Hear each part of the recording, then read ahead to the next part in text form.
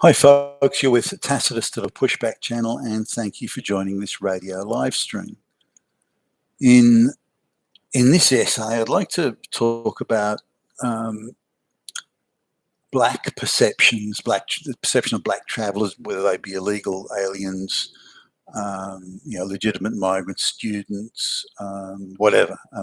How how they perceive the White West and why they go to the White West, and then bitterly complain about how racist the White West is. And if you put up the list of their most, the black travellers' most preferred destinations, 9 of the top, of the, well, 10 out of 10 actually, are white places.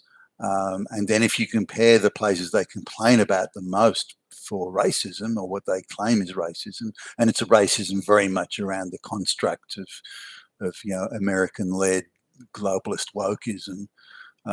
So it's hardly an independent position they're taking. But nonetheless, if you compare the two, the places they most want to go to and the places they most hate for alleged racism, they're the same list.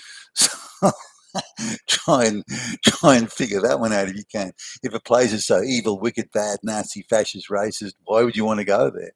But they claim that the West is all these terrible bad things, but it's their most preferred destinations. So we can see that there's something not quite right there. But now there's only one out of all the videos that I sort of looked at, and the research I did and the articles that I looked online. China was the only place, the non-white place, that popped up at all as being unfavourable to black people, and the main complaint there was there are so few black people in China so now here are the main complaints that the black people have. They want to go to a white country, so they want to leave Africa where they're surrounded by black people. Then they want to go to a white country that may be nearly all white, 99%, 98% white, or 85% white, but majority white. And they get there and then complain that there aren't enough black people. And this is, not only is it just a problem, it's a real issue that must be dealt with. Something must be done about this, which suggests that they're just playing the activist United Nations game. And remember, if they're black people coming from Africa to the West, they'll have been exposed to NGOs, Western activists, globalist activists, and so on. So they'll have been given an unceasing diet of all white people are Nazis, they're all fascists, and they're all racists and bigots. The only thing that ever happened in the White West was bad colonialism, slavery, and Hitler. That's it.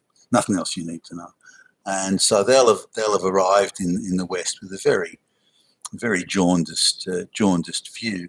Now, I've spoken to radical activists that have operated, even operating around southeastern Europe, where places like Albania and Romania and Bulgaria and so on, and the Western activists, mostly young women, and hardened Marxists, college kid type people working for the United Nations and so on. They openly tell these people, look, how come the White West is rich and you guys are poor? How do you? I don't know.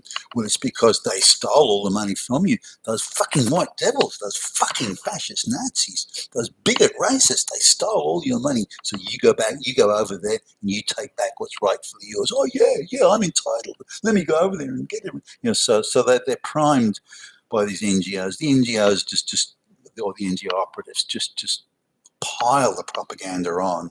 I mean, you couldn't stack the bullshit as high as these NGO propagandists do it. Now, the simpler and less worldly the person is, and in Africa, there's a lot of non-worldly people, a lot of very simple, low IQ peasants, and they're very susceptible to this message, and it gives them a sense of entitlement, a sense of justification, and the NGOs then help them financially, and make sure there are way stations where these people can stop and get food and water and shelter and this sort of thing.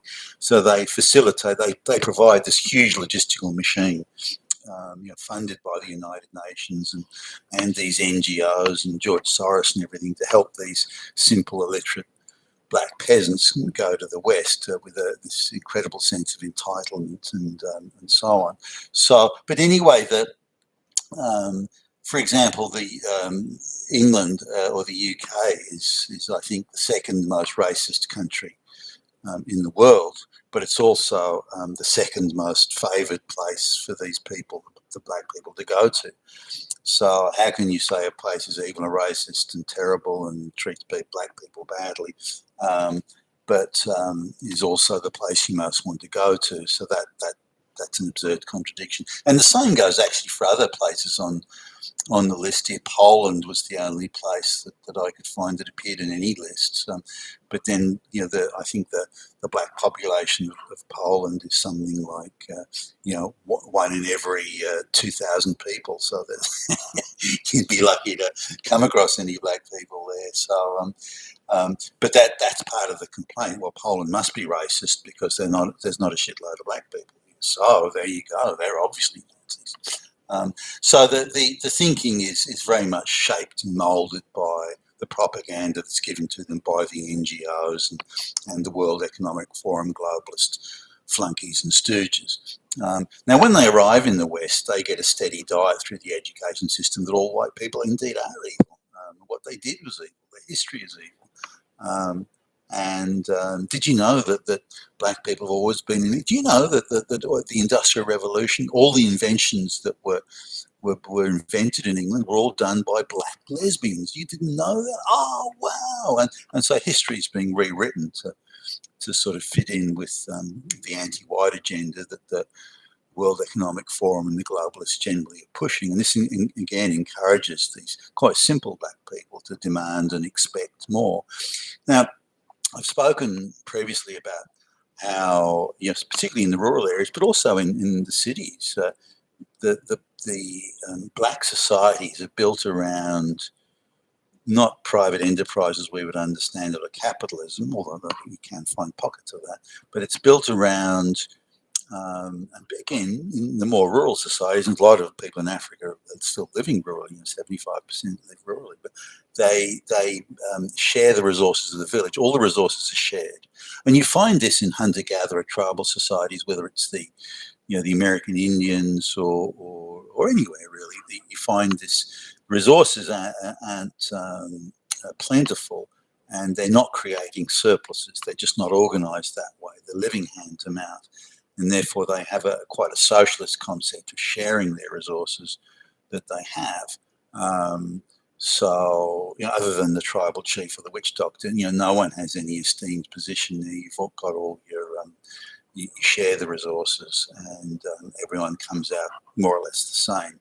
So now, when they look at the wealth in the West, as they watch television shows and things like that, and then you can get it on your smartphones now. They avidly absorb and watch white soap operas and any program, TV program or movie that comes out of the West. They look at it and they think, shit, everything compared to us, everyone is super fucking rich. Cars, houses, running water, electricity, they got everything.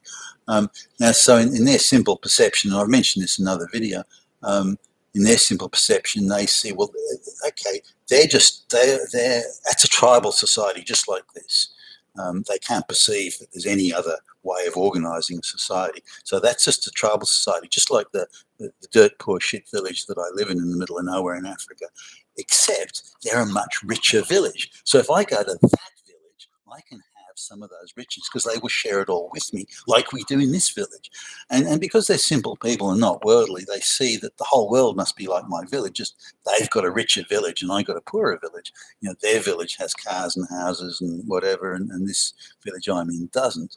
They've got roads that I can get to school in, whereas I can't here. So they've got this quite quite simple, not quite simple, super simplistic understanding of how other societies are. Now, if we look at what they claim to be, I mean, they say it's all racist, fascist, bigot, but that's just the talking points that have been given to them by the NGOs. They don't even understand what it means. They get the all white people are bad. Okay, I get that, and they've got that simplistic view. When you look at what are their complaints, though, precisely or specifically, what are their complaints? Now, this this is where the sort of the simple-mindedness comes in. They arrive expecting to be given free everything because that's a rich tribe. The tribe shares everything they have. I want what they have. They have to share it with me. And by the way, they're bad people as well. The NGO folks told me so. And when they don't get the free house or the this and that and all the handouts, they go, hey, what's wrong here? Why aren't I getting all this? Why aren't you sharing with me what you have? Because you have to. You suppose that's the way society's organised. So there's a certain disappointment. They're not going to. Now, even if they are given a free house, it's not the house that they want in the place they want. Even if they're given a mobile phone, it's not the best mobile phone. So why should they be appreciative? So they want the best. I want what the richest white people have. Then I know that I'm being treated equally. If I get what the poor white people have, then that's not good enough. So they've got the very simplistic views there, and they feel that they're hard done by. Anything they don't get that they want, the NGO people have trained them. It's because of racism. It's because of bigotry. It's because of fascism. It's because the white people hate you because you're black. And so they very much nurse these hatreds or these upsets and say, well, it must be because it's a racist place. That's why I'm not getting it. So, well, why did you come to this racist place? Well, I just want free stuff. So, this idea of contributing to society in order to get benefits out of it, again, is something that in the rural African village, in their societies, they don't comprehend that. It's not something they understand. Now, the next thing they complain about in what they see as racism, or what they've been trained by the NGO activists to perceive as racism, is rules and regulations and laws. Now, the idea of rules, laws that apply to everybody equally, the rule of law, these sorts of things, they don't comprehend that. It's something that's completely alien. The way you control people is through the family, the tribe, and excommunicating, and will push you out of the village. You'll have to fend for yourself in the wilderness. The lions will eat you, and you'll have nothing to eat, and so on. That sort of stuff. So, and to be shunned by your family or by the tribal chief is the ultimate in humiliation and degradation. They understand that, and that keeps them in control. But once they're away from that sort of society, then the rules, regulations, the laws, the statutes, all that sort of stuff is company policies, the whole thing. Is that they just can't get their head around it. They just don't understand it. They can't perceive a society could be run that way. They think about the village and the tribal chief type stuff, but they can't perceive about laws. Well, how can someone tell you what to do and make you obey or behave in this way when they're not the tribal chief or they're not one of your relatives? So how can that even be? And it's just beyond their comprehension. So they read this as racism, which seems astonishing. But they're as alien, their ways are as alien to us as our ways are as alien to them. Now, why they're not put through a training or acclimatization or some sort of a program where they have to demonstrate that they have an acute appreciation of how things are done in the West, then what should they really, other than tourists, if they want, should they really be permitted to come into the West while they have this non-understanding? Particularly when they want to demand free stuff and handouts. It's not like they're going to the five-star hotel and having to pay the bills and so on, and that five-star hotel is acclimatized to their requirements. It's not that way. So. So this is a big issue that they claim is racism. So when the police, if they break the law or do something, then the police stop them or interrogate them. These people have no right. They're not my relative. They're not the tribal chief. They're not another black person from my village, they have no right to question me, and I have no obligation to accept their authority. And this is very much part of their thing. And if the police naturally, might arrest them or say, "Hey, buddy," then that's bigotry. It's racism. It's fascism. It's Hitler. It's again, and they use all the talking points that have been given to them by the NGO activists and so on. So. So looking at, and there are other things too they see as racist. For example, you white people have so much, and all these shops, they're full of coats. I'm cold. Why can't I just take one of those coats? In my village, I could do that. Why won't you share that with me? You have so much. Why can't I have that coat? No, that's called stealing. Well, how can it be stealing when you have so much? If that was your only coat and I took it, that's stealing. But look, there are 100 coats on this rack. You have so many coats. No one's wearing them. No one's using them. Why can't I take it? Why is it stealing? Why do your police want to arrest me? Why do you want to take me to court and fine me? And so on. And that's their so that's racism as far as they're concerned. You're only doing this to me because I'm black. And there are I could go on here with small things. That's another one I saw. It's a student. Now they come from some bullshit African shanty town, and they've managed somehow to get some United Nations scholarship. I don't know how. I'm sure they're being put in there just as an activist to stir up trouble in this was Switzerland. But they get modest student accommodation. Now, the student accommodation is like a sort of a flathead kind of bed sit, and some of them are shared, some of them are single, quite compact single rooms. Then they get a common kitchen area, there's a common laundry area, there's a common gym. They're right next to a major public transport hub, which takes them straight to the university. And they get all sorts of other, student benefits and that sort of thing. So, having come from a country with no running water and no electric light, or a village with no facilities, then they get their own clean, dry, safe running water, toilet, showers, and they get all this sort of stuff. But complaining because it's not the castle. It's not the castle on the Rhine River or something like that. And you what? You come from some shanty town in the middle of fucking nowhere, and you're complaining this is not good enough because they had seen the movies and the TV shows, and they'd expected that they would get, the 5-bedroom mansion with multiple Maseratis in the driveway because that's what they've seen. But that's what other white people have. Why will they not share it with me? Why will you not share those things you have, you evil fucking Nazi racists? So that again, that comes up, that concept of, but you're a rich tribe, why won't you share all the things you have? They've got no concept of personal responsibility, capitalism and these sorts of things. But it's still intriguing, like France, UK, the USA, Italy. These are on the top of all the African GoTo lists, but they list them also as the main, the most racist, evil, fascist, Nazi countries in the world. So, and they go to poor black areas where there are multiple illegals there eking out, I must say, a meagre existence, but they refuse to leave or go back to Africa because even a meagre existence in reality is better than what they had. But and because of various UN or United Nations or EU legal issues, there's a massive army of NGO lawyers that managed to prevent deportation of these people back to Africa, which should be happening. They have this sort of limbo existence, and they should be deported.